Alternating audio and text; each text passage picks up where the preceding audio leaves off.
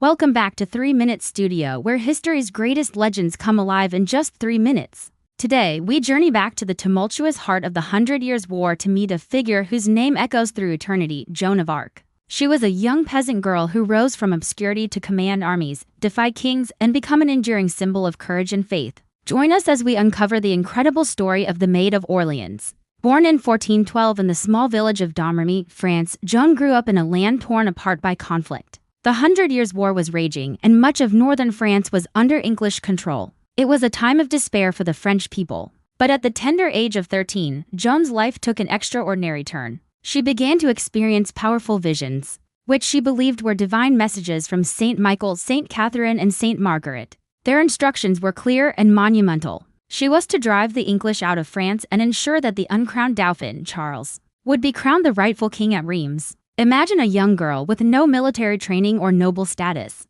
being told she held the destiny of a nation in her hands, against all odds, at just 17 years old. Joan embarked on her impossible mission. She traveled to the French court and managed to convince the skeptical Charles VII to grant her an audience and eventually command of an army. Clad in white armor and carrying her banner, she rode to the besieged city of Orleans. Her presence was electrifying. She wasn't just a leader, she was a beacon of hope. Her unwavering faith and fierce courage inspired the demoralized French soldiers to fight with renewed vigor. In a stunning victory, they lifted the siege of Orleans in just 9 days, a turning point in the war. This and other victories paved the way for Charles VII's coronation. Just as her visions had foretold, Joan became a living legend, a symbol of French unity and divine will. However, Joan's meteoric rise was met with a tragic fall. In 1430, she was captured by Burgundian forces, who sold her to their English allies. Put on trial for heresy by a pro-English court, the young warrior faced her accusers with the same bravery she had shown on the battlefield.